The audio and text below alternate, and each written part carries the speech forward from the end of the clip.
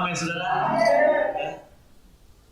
Lagu pujian ini begitu memberkati saya ketika saya ada di dalam struggle, ya, bertahan, saudara, dari perjuangan saya antara hidup dan mati yang saya alami di bulan Juli, akhir Agustus, saudara. Ya. Juli akhir saya terinfeksi COVID-19. Ya. Hal itu membuat saya lemas, dan COVID itu menyerang asam lambung saya. Sehingga saya tidak bisa makan, saya tidak bisa minum, air putih pun keluar. Jadi itu suatu keadaan di mana saya betul-betul antara hidup dan mati. Saya merasakan itu suatu saat di mana saya betul-betul, sakit saya itu betul-betul yang terparah sepanjang hidup saya. Sampai memang air putih pun saya tidak bisa masuk. Semua makanan tidak bisa masuk.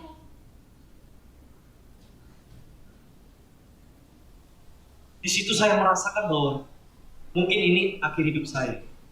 Dan saya sempat ngomong hal itu kepada istri saya. Ketika saya ngomong itu, saya tidak bisa memandang mata istri saya. Saya tidak bisa memandang wajah dia. Saya cuma bilang, Mam, ini akhir hidup dari kami. Saya mengatakan itu dengan menutup mata saya dan saya menangis.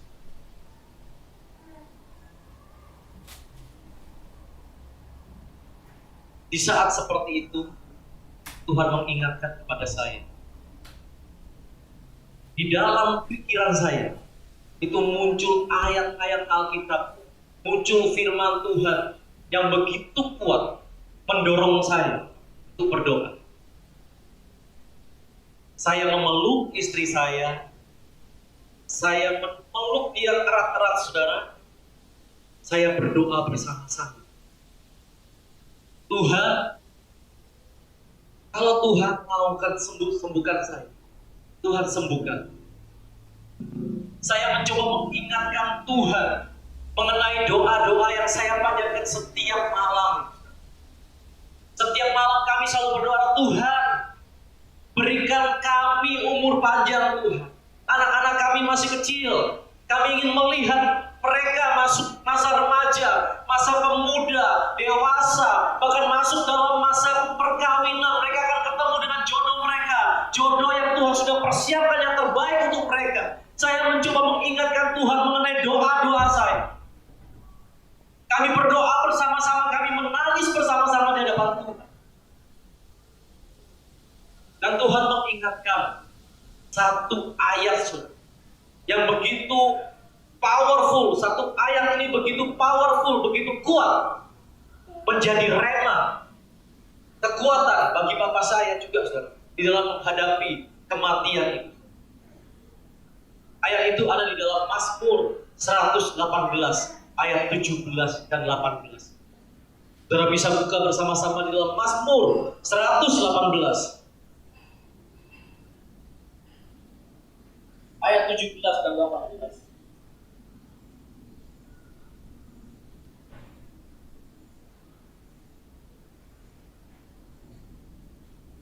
Mazmur 118 ayat 17 dan 18. Mazmur 118 ayat 18, 17 dan 18. Saya akan bacakan dari ayat 18-nya. Tuhan telah menghajar aku dengan keras, tetapi Ia tidak menyerahkan aku kepada maut. Ayat 17. Aku tidak akan mati, tetapi hidup, dan aku akan menceritakan perbuatan-perbuatan Tuhan. Pagi hari ini, saya ada di tempat ini bukan karena kekuatan jaga saya.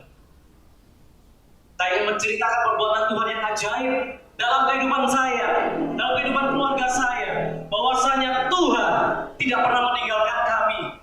Tuhan tidak pernah meninggalkan saya. Tuhan selalu menolong saya. Kalau saya ditolong, saya pun yakin dan percaya dengan iman bahwa Anda pun juga akan ditolong oleh Tuhan. Ingat satu pujian. Tak tersembunyi kuasa Allah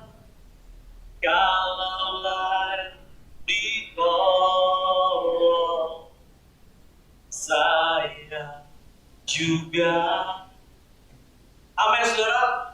Kalau saya ditolong, Anda pun juga akan ditolong oleh Tuhan, saudara. Amin, saudara. Itu saudara, setiap kesempatan yang diberikan kepada saya selalu menyaksikan kebaikan Tuhan. Dimanapun Tuhan percayakan kepada saya akan menyaksikan kemurahan dan kebaikan Tuhan, saudara. Karena untuk itulah tujuan kita diciptakan oleh Tuhan. Saksikan kebaikan Tuhan kepada banyak orang. Firman Tuhan berkata, tetapi aku akan hidup. Dan itu terbukti. Saya hidup boleh melewati COVID. Dan saya menyaksikan perbuatan Tuhan yang ajaib dalam kehidupan saya. Saksikan perbuatan Tuhan, saudara, kepada orang-orang di sekitarmu, saudara. Tidak peduli saat ini apa yang kau alami. Tetap pegang pengharapan kepada Tuhan. Bahwa Tuhan akan menolong Anda semua. Amin, saudara. Saya mengucap syukur saya boleh melewati hal itu.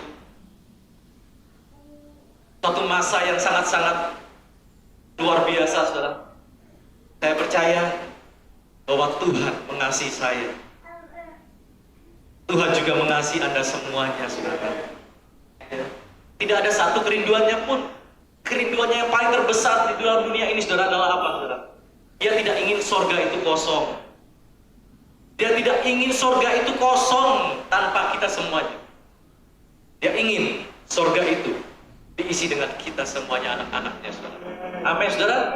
Pagi hari ini, saudara, di momen yang sangat luar biasa ini, di momen yang sangat indah ini, saudara, ya, saya diberikan kesempatan untuk bisa sharing.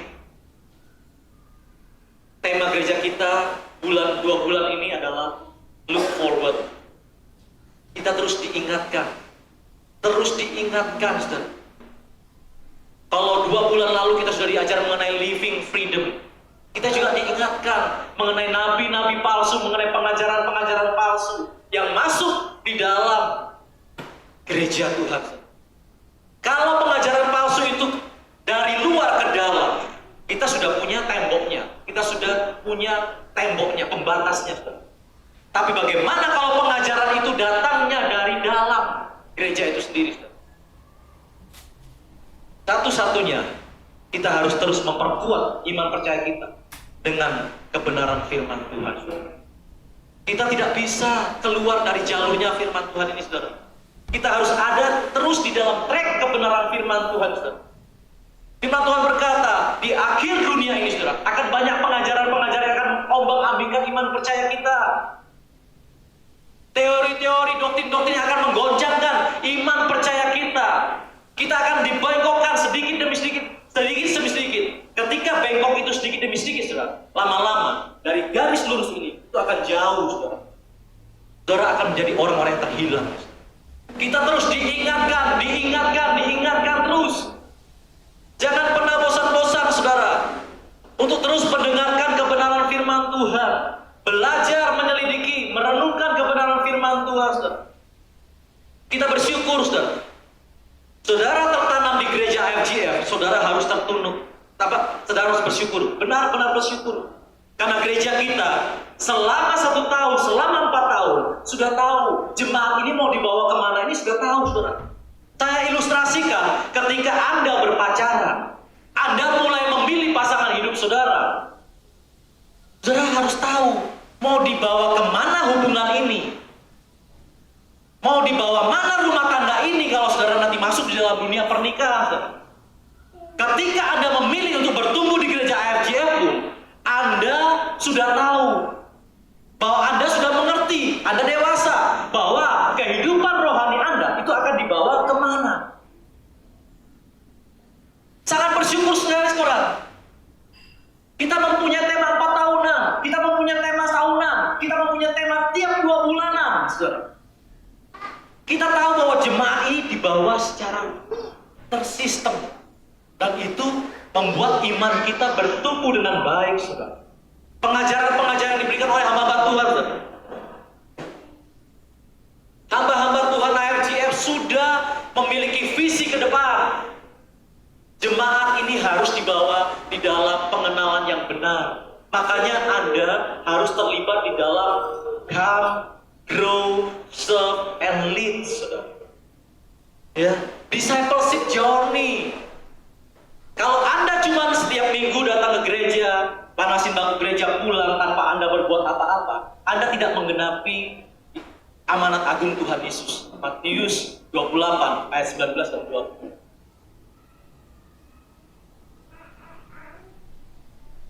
Pemimpin rohani kita menghendaki bahwa kita itu harus masuk di dalam yang namanya discipleship journey. Ketika Anda belum mengenal Tuhan, Anda datang ke sini terima Tuhan Yesus. Come. Anda bertumbuh di dalam pengenalan yang benar akan Tuhan. Grow. Setelah Anda bertumbuh, mulai Anda terlibat di dalam pelayanan. Melayani Tuhan. Tahu bahwa hidup ini adalah kesempatan. Saudara memberikan ungkapan terima kasih Anda kepada Tuhan dengan melayani Dia, Raja di atas segala raja. Dan yang keempat, Anda memuridkan lagi orang lain. Lead, memimpin orang lain agar orang lain pun bisa terlibat di dalam siklus discipleship journey ini. Hal luar biasa, saudara, ya, yang diberikan oleh pemimpin rohani kita. Bukan suatu kebetulan ada semuanya ada di IFGF. Luar biasa, karena hubungan kita dengan gereja IFGF adalah hubungan yang pasti. Saya percaya ketika Anda membangun hubungan dengan pasangan hidupmu, Anda tidak mau kan memiliki hubungan yang tidak pasti, benar nggak? Cuma mengalir begitu kan? Enggak. Mau bawa kemana hubungan rumah tangga ini? Mau dibawa kemana hubungan keluarga ini, saudara? Harus jelas ke depan. Saya percaya bapak-bapak di sini mempunyai visi untuk keluarganya masing-masing. Amin, saudara. Ya, dan itu yang harus kita tangkap. Look forward, saudara. Berbicara mengenai lihat ke depan. Boleh diartikan juga menantikan. Bulan 1 tahun ini kita belajar bersama-sama di dalam surat Petrus. Kita buka sama-sama, saudara, di dalam 2 Petrus 3.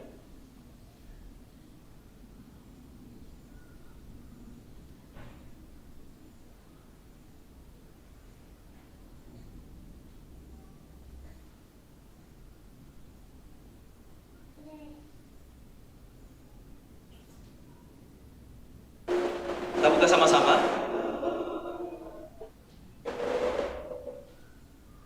Sebelum masuk ke situ, saudara, saya rindu untuk buka dulu di dalam 2 Timotius 3 ayat 16 dan 17. 2 Timotius 3 ayat 16 dan 17.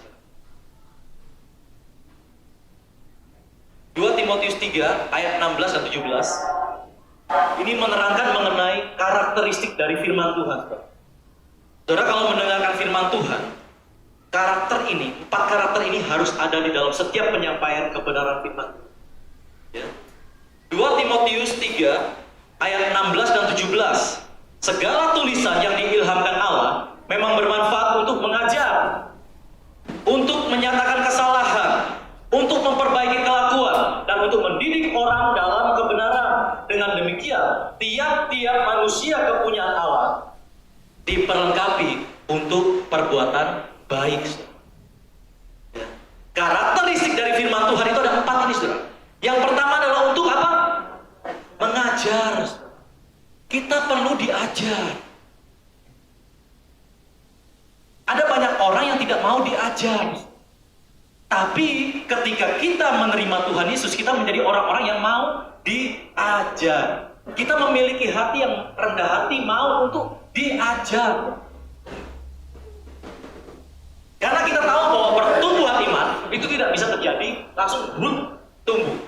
Pohon ketika ada tanam biji, benih, tidak mungkin langsung tumbuh.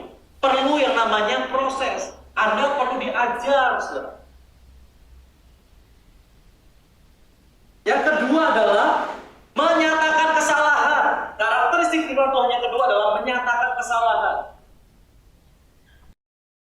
Ada di sini yang hidupnya selalu benar. Kita semua adalah orang-orang yang berdosa.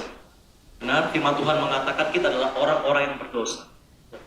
Kita semua sudah kehilangan kemuliaan Tuhan. Ketika manusia pertama kali jatuh di dalam dosa, kita sudah menjadi orang-orang yang berdosa, bukan lagi orang yang benar. Tapi saudara, oleh firman Tuhan, kita terus diingatkan, dinyatakan terus kesalahan kita, dinyatakan kesalahan kita. Pada saat firman Tuhan disampaikan, kalau itu kena kepada Anda, saudara, Anda harus katakan, ya Tuhan, amin Tuhan, benar Tuhan, itu saya Tuhan. Jangan ketika firman Tuhan disampaikan, dan Anda mengatakan bahwa, wah, firman Tuhan ini cocok untuk dia, bukan buat saya. Bukankah firman Tuhan mengatakan firman Tuhan itu adalah pedang bermata dua? Amin, saudara. Dia menusuk kepada Anda dan juga menusuk kepada saya. Bukan hanya untuk Anda. Firman ini juga berkata untuk saya, saudara, secara pribadi, saudara. Menegur saya secara pribadi, menegur Anda juga secara pribadi, saudara. Kesalahan-kesalahan kita dinyatakan oleh firman Tuhan. Ketika kenyataan itu diungkapkan, ketika kesalahan itu dinyatakan, saudara berkatakan, ya, amin Tuhan, itu saya. Dan saya mau Tuhan Yesus untuk memperbaiki. Yang ketiga, memperbaiki kelakuan. Saya percaya jemaat AFGF Tondano adalah jemaat yang manis, amin saudara. Jemaat yang lemah lembut, ya. Bukan cuma di dalam gedung sini menjadi orang yang ramah, bukan hanya di dalam gedung ini menjadi orang yang lemah lembut, tapi di luaran sana seperti harimau. Bukan ya saudara ya? Amin. Ya? Anda semua adalah orang-orang yang lemah lembut. Amin. Dimanapun Anda berada, jadilah orang yang lemah lembut. Ya? Kami bapak-bapak seringkali, saudara, banyak kejadian itu yang membuat bapak-bapak itu seringkali cepat naik darah itu di mana? Biasanya di jalan. Pada saat bawa auto. Seberapa banyak saudara yang sering mengalami ketika Anda bawa auto, tahu-tahu ada yang potong, ya, tahu-tahu ada yang sontong, saudara. Ya. Di situ Anda diuji, saudara. Ya. Anda benar-benar mencerminkan kasih Tuhan enggak, saudara? Atau ketika Anda mendapatkan perlakuan seperti itu, Anda langsung buka pintu keluar, langsung maki-maki, saudara. Ya. Tak taunya ketika itu orang yang contoh Anda itu buka pintu, ya jemaat AFGF Tondano Manado. Ya.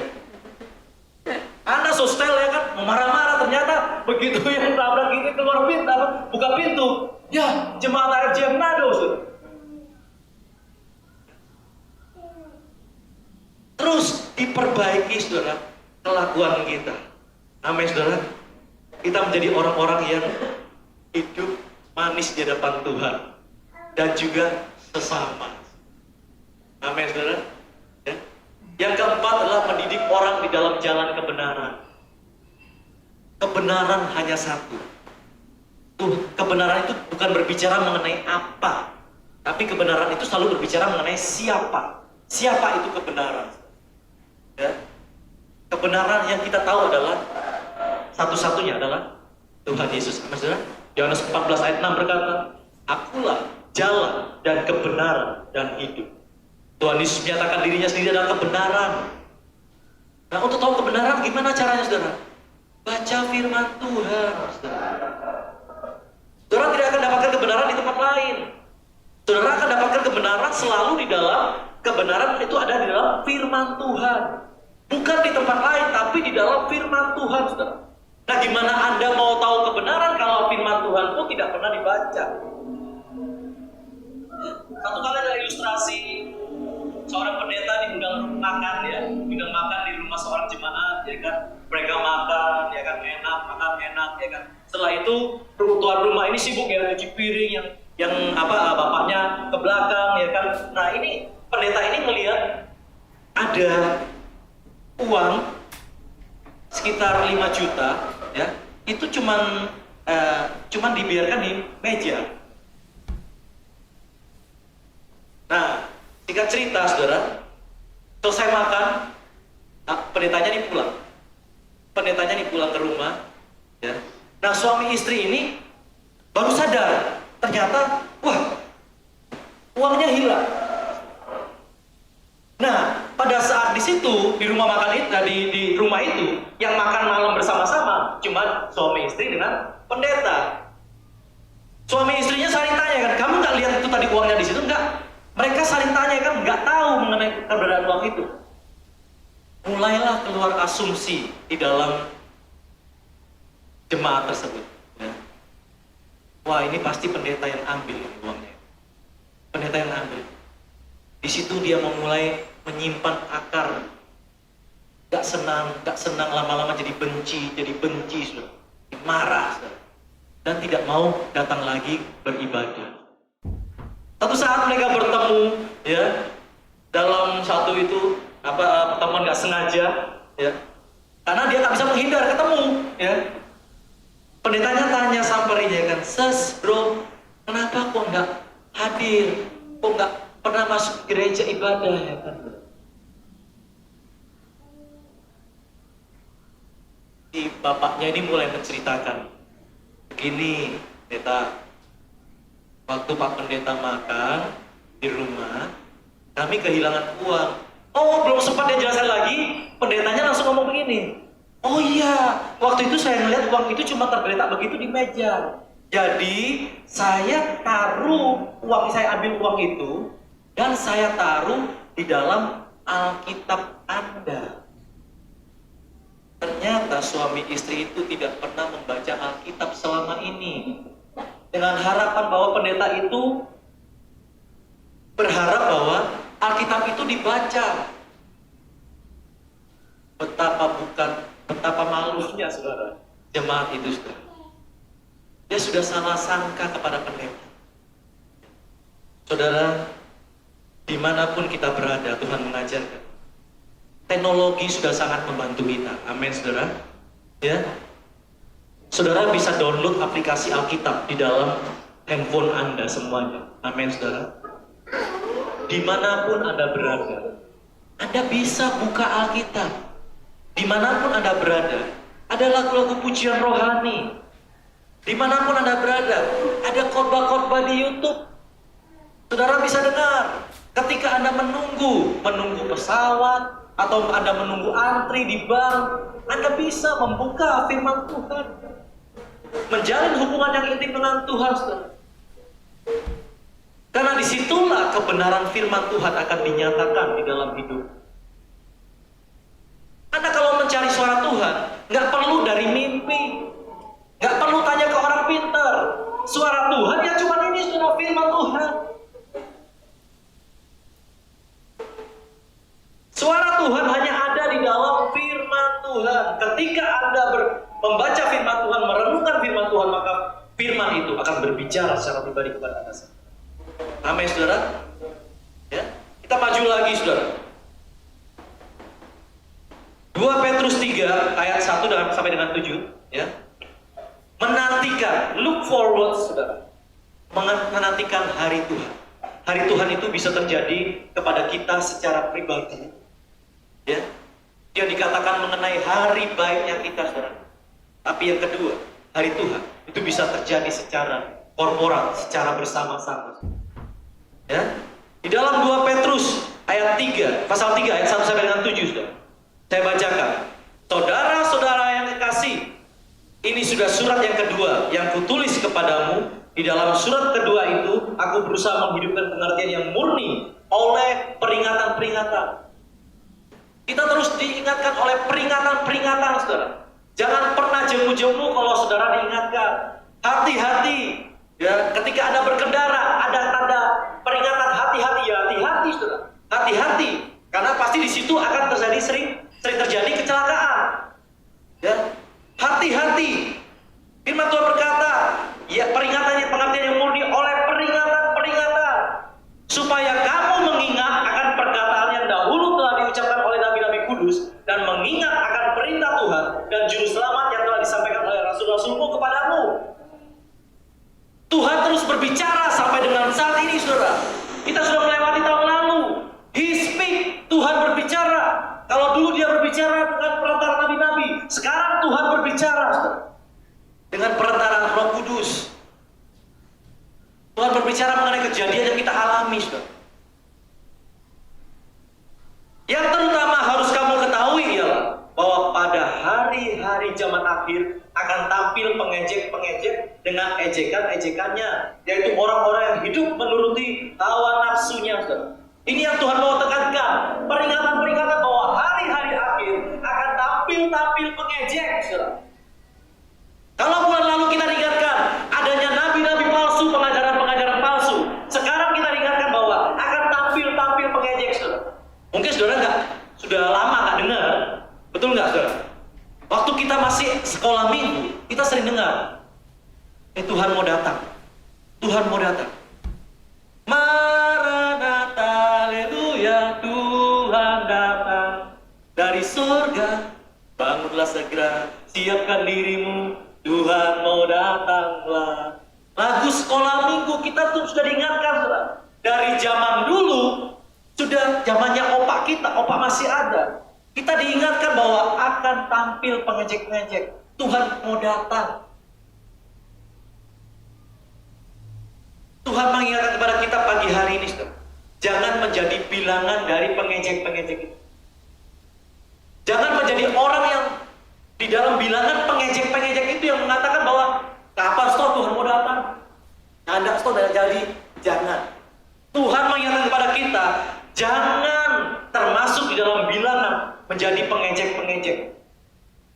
Ya. Karena firman Tuhan jelas mengatakan bahwa di akhir zaman ini akan tampil pengejek-pengejek, saudara. Dia akan mengatakan, kapan? Dulu zamannya opa kita itu sudah disuarakan. Sampai sekarang opa Asu meninggal, masih belum datang Tuhan.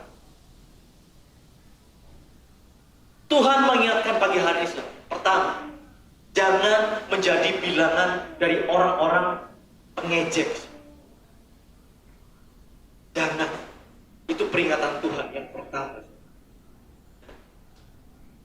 Kita tahu bahwa hari Tuhan itu, saudara, tidak ada yang tahu. Hanya Tuhan yang tahu waktunya kapan. Nah, ada banyak penyesatan-penyesatan yang mengatakan bahwa Tuhan mau datang 2012. Ya. Benar nggak, saudara? Makanya ada film waktu itu Armageddon. Ya. Penyesatan-penyesatan sudah terjadi.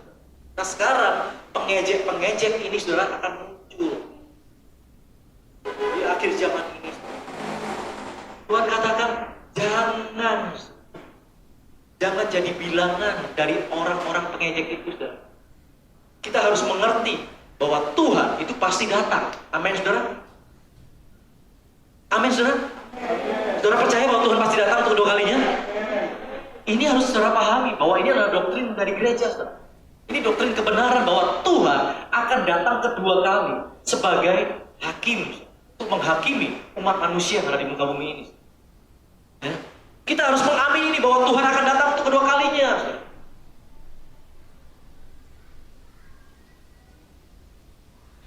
Ayat 4 kata mereka, di manakah janji kedatangannya itu? Sejak bapak-bapak leluhur kita meninggal, segala sesuatu tetap seperti semula.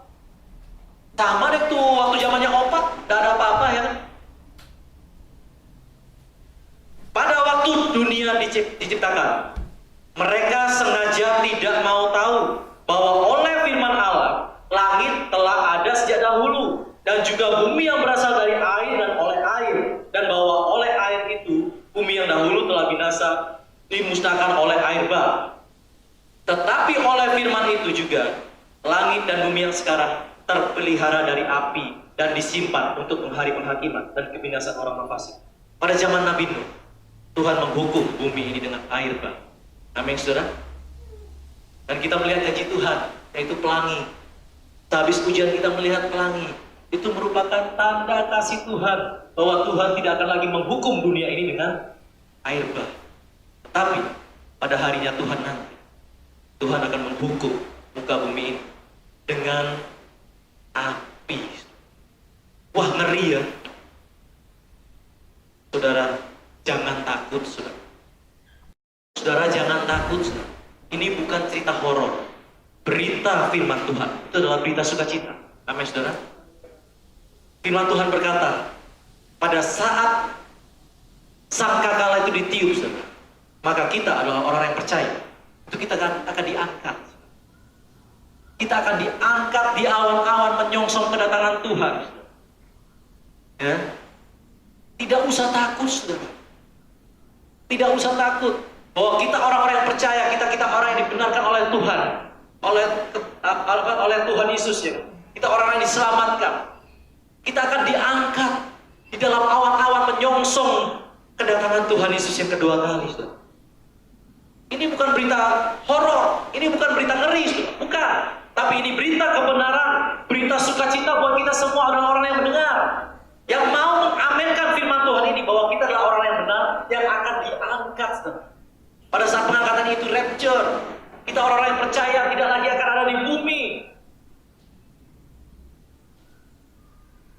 Kita tidak lagi akan menikmati itu yang namanya masa antikris, enggak. Kita sudah diangkat lebih dulu bersama dengan Tuhan. Imani itu, saudara. Ya, imani itu, saudara. Ayat 15. Ini kami katakan kepadamu dengan firman Tuhan, kita yang hidup, yang masih tinggal sampai kedatangan Tuhan, sekali-kali tidak akan mendahului mereka yang telah meninggal, saudara. Kita tidak akan mendahului, ya, mereka yang telah meninggal, sebab pada waktu tanda diberi, yaitu pada waktu penghulu malaikat berseru dan sangkakala Allah berbunyi, maka Tuhan sendiri akan turun dari sorga, dan mereka yang mati dalam Kristus akan lebih dahulu bangkit. Ya. Sesudah itu, kita yang hidup yang masih tinggal akan diangkat bersama-sama dengan mereka dalam awan. Amin. Haleluya, saudara.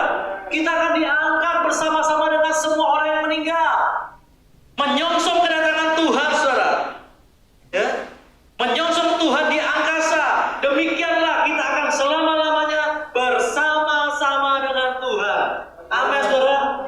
Menjadi iman kita bersama bahwa kita akan bersama-sama dengan Tuhan, saudara. Kita tidak akan tertinggal. Kita tidak akan menjadi bilangan orang yang tertinggal, saudara. Tidak, kita akan menjadi orang yang diangkat, saudara, oleh Tuhan. Ini luar biasa, saudara. Ya. Tapi yang perlu kita ketahui, saudara, ini. Sebelum itu terjadi. Karena di dalam 2 Tesalonika 2 ayat 7 sampai dengan 8, ya. Karena secara rahasia kedurhakaan telah mulai bekerja. Tetapi sekarang masih ada yang menahan. Kalau yang menahannya itu telah disingkirkan, pada waktu itulah si pendurhaka baru akan menyatakan dirinya.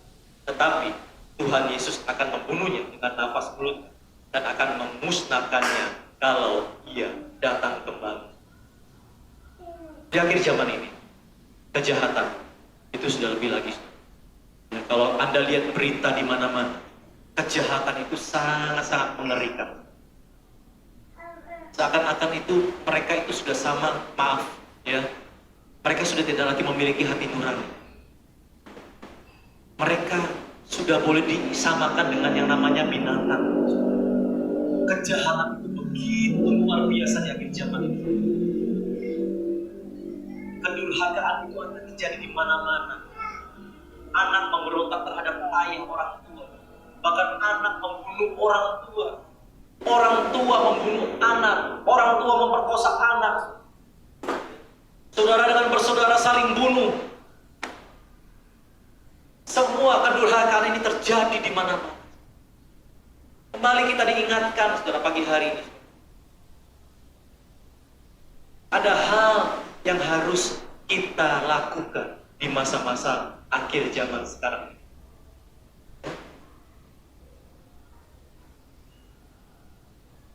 Teknologi juga sekarang semakin maju. Ya. Di mana-mana semua menggunakan gadget. Ya. Dulu saya yang lahir di tahun 70-an masih sempat ya menikmati masa di mana teknologi belum semaju seperti sekarang ini. Ya. Kalau kita ingat dulu kita masih bermain, mungkin ada bermain gundu kelereng ya, bermain karet ya. Kita mainannya dulu anak-anak kecil sekarang begitu. Tapi sekarang Coba Anda perhatikan. Permainan sekarang, anak-anak sekarang apa? Gadget semua. Handphone, tablet, laptop. Mainan anak-anak sekarang seperti itu. Di dalam Daniel 12 ayat 6 itu sudah dikatakan bahwa pengetahuan itu akan meningkat.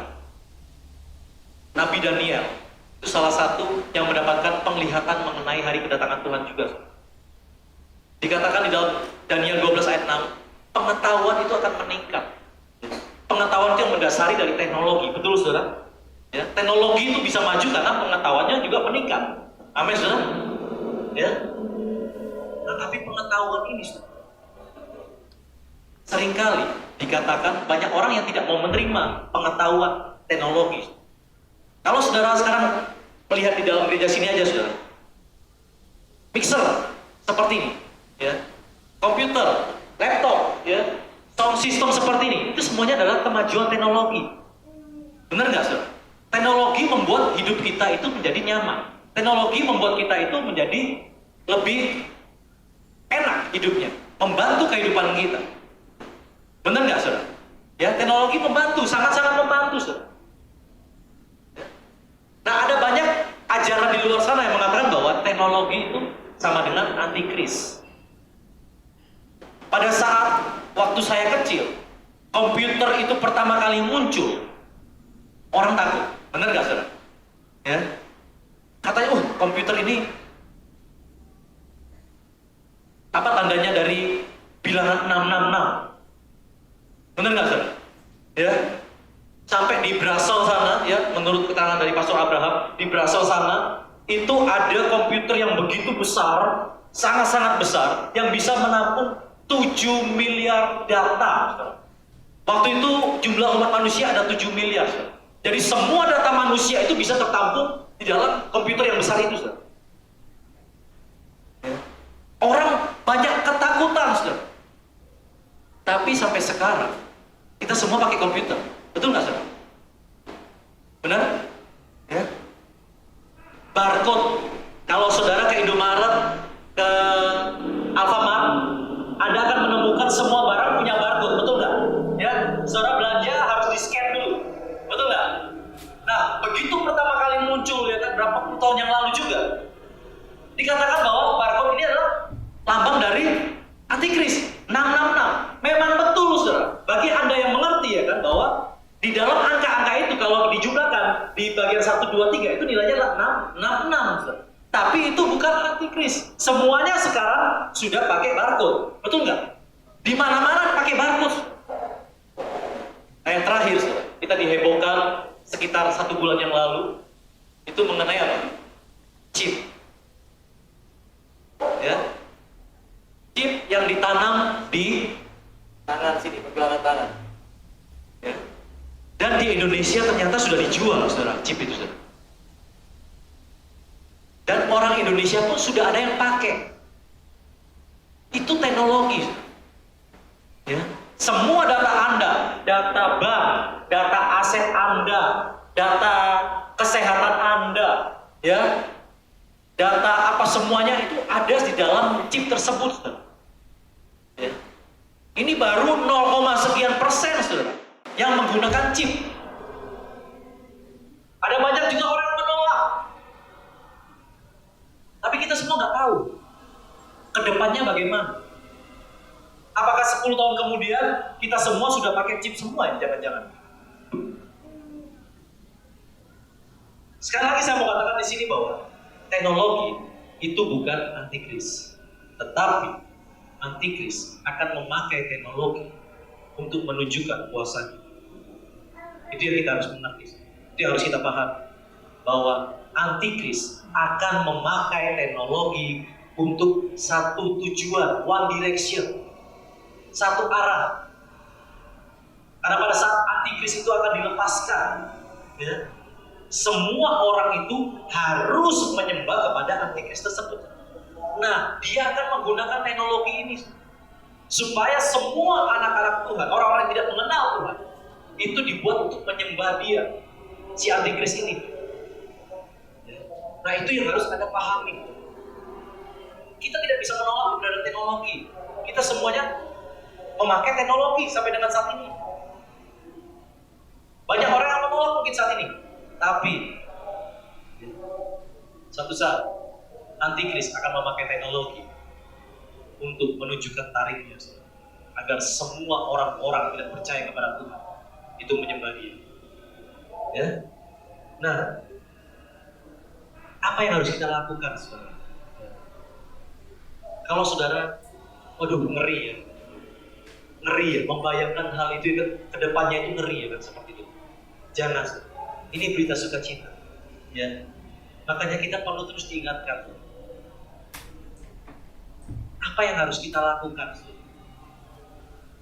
Tuhan Yesus mengajar kepada kita semua yang pertama, hiduplah bijaksana. Hidup bijaksana. Di dalam 1 Petrus 5 ayat 8, Mazmur 90 ayat 12, ajarlah kami menghitung hari-hari kami sedemikian, sehingga kami beroleh hati yang bijaksana. Ya. Di akhir-akhir zaman ini, saudara, mari kita hidup lebih bijaksana lagi, saudara.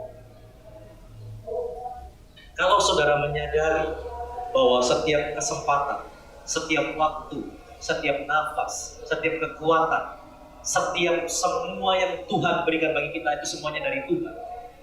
Ya. Mari kita belajar untuk juga memberikan waktu kita untuk Tuhan. Amin, saudara. Mari kita juga memberikan belajar untuk memberikan kekuatan kita untuk Tuhan. Amin, saudara. Memberikan kesempatan demi kesempatan yang juga Tuhan berikan bagi kita untuk Tuhan, melayani Tuhan, saudara. Ada banyak orang berpikir, wah, saya masih muda, waktu saya masih panjang. Nah, Anda sudah masuk di dalam satu jebakan kelicikan iblis. Salah satu kelicikan iblis adalah membuat orang lupa bahwa hidup itu ada akhirnya, sehingga Anda tidak hidup secara bijaksana. Ya. Sekali lagi saya katakan, salah satu kelicikan iblis adalah membuat orang lupa bahwa hidup itu ada akhirnya, sehingga hidup kita menjadi tidak bijaksana. Tapi pada pagi hari ini, firman Tuhan mengatakan, memperingatkan kepada kita semua, mari kita hidup bijaksana, ya, di waktu-waktu akhir ini. Sadarlah dan berjaga-jagalah, 1 Petrus 5 ayat 8, lawan musuh iblis berjalan keliling sama seperti singa yang mengaum-ngaum dan mencari orang yang dapat ditelan. Pelajaran yang pertama yang harus kita pahami, harus kita lakukan, mari kita hidup lebih bijaksana lagi, memberikan waktu untuk Tuhan. Saya bersyukur saya ada di gereja IJF Manado. Kalau Anda perhatikan, dari hari Senin sampai hari Minggu full. Pastor Yosin, hari Senin sampai hari Minggu full. Hari Senin, ya, ada yang namanya meeting bersama dengan pengurus, bersama dengan leader. Ya, ada juga fellowship di hari Senin juga bersama pastor. Ya. Yang hari Selasa ada doa malam, hari Rabu ada IFJF Men, hari Kamis IFJF Women, hari Jumat iCare, hari Sabtu TYC. Di paginya kita masih belajar lagi grow, come grow, self lead. Kita belajar discipleship journey. Hari Minggu ibadah. Saya percaya ini bukan suatu kebetulan yang dibuat oleh pemimpin rohani kita, tapi ini semuanya adalah membuat kita lebih dekat lagi, bijaksana, saudara. Yuk, luangkan waktumu. It's okay kalau Anda mungkin ada halangan 1 kali 2 kali. Jangan lewatkan kesempatan untuk ikut, ya, di dalam ibadah-ibadah. Yang kedua, di dalam 2 Petrus 3 ayat 10 dan 11. Tetapi hari Tuhan akan tiba seperti pencuri. Pada hari itu langit akan lenyap dengan gemuruh yang dahsyat dan unsur-unsur dunia akan hangus dalam nyala api, dan bumi dan segala yang ada di atasnya akan hilang lenyap. Jadi, jika segala sesuatu ini akan hancur secara demikian, betapa suci dan salehnya kamu harus hidup. Yang kedua, kita harus hidup suci di depan Tuhan.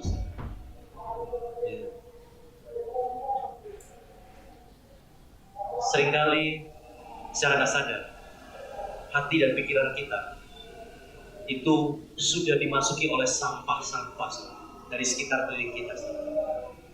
Ada satu quote yang mengatakan begini, kapal yang besar itu tidak akan pernah tenggelam, ya, karena muatan, ya. Tapi kapal yang besar itu akan tenggelam karena air yang masuk ke dalam, ya. Semakin banyak air yang masuk ke dalam, itu kapal akan tenggelam. Jangan biarkan saudara hal-hal di sekitarmu itu mempengaruhi kehidupanmu. Sampah-sampah, kemarahan, sakit hati, kedengkian, iri hati. Jangan pernah izinkan masuk di dalam hatimu. Jangan izinkan sampah ini masuk ke dalam kehidupanmu, karena akan membuatmu tenggelam. Selalu bersihkan, sucikan dirimu, sucikan hatimu. Minta Roh Kudus itu selalu memberikan kekuatan. Amin, saudara. Nah, yang ketiga tadi dikatakan bahwa hidup saleh, ya, hidup saleh. Saleh berbicara mengenai ketaatan, saudara. Ya, saya juga ada di sini berbicara mengenai ketaatan, saudara. Saya bersyukur diberikan kesempatan untuk bisa melayani di pos-pos PI. Di setiap bulan, di minggu kedua keempat, kami Pesta Pembantu selalu berkeliling, ya, ke Mataram, Mariri, ya. Hari ini saya di Tondano, Tomohon, ya. Kami diberikan jadwal untuk bisa melayani Tuhan, dan kami taat. Kami taat untuk menyaksikan kebenaran firman Tuhan. Jangan pernah menolak. Kalau ada halangan, it's okay. Tapi kalau Anda bisa, itu merupakan suatu kehormatan. Jangan pernah menolak kepercayaan yang Tuhan sudah berikan bagi Anda semua. Mari kita semua menjadi anak-anak Tuhan yang hidup saleh di akhir zaman ini, saudara. Jangan kita menjauhkan diri dari pertemuan-pertemuan ibadah yang seperti dibiasakan oleh beberapa orang. Tetapi marilah kita saling menasihati dan semakin giat melakukannya menjelang hari Tuhan yang mendekat. Amin, saudara. Ya, siang hari ini, pagi hari ini, Tuhan mengingatkan kepada kita semua ada 3 hal yang harus kita lakukan. Hiduplah bijaksana. Bijaksana dengan waktumu, bijaksana dengan kekuatanmu, bijaksana dengan semua talenta yang sudah Tuhan berikan bagi Anda. Hiduplah suci, bersih hati nuranimu, bersih pikiran di hadapan Tuhan. Buang segala kebencian, buang segala amarah, buang segala iri hati, buang segala apapun yang merintangi hidup Anda untuk bisa maju lebih lagi bersama dengan Tuhan. Yang ketiga, hidup saleh di hadapan Tuhan. Mari kita semua menjadi orang-orang yang taat di hadapan Tuhan. Amin. Tuhan Yesus memberkati kita semua.